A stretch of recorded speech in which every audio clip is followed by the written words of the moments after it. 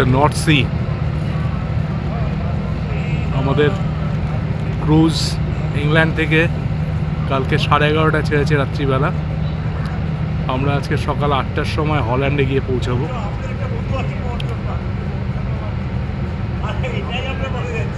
মাঝ সমুদ্র দেখে যাচ্ছে, যে কি অভূতপূর্ব দৃশ্য, কি দারুণ, মানে ভাষায় প্রকাশ করা যায় না, কি অপূর্ব দৃশ্য।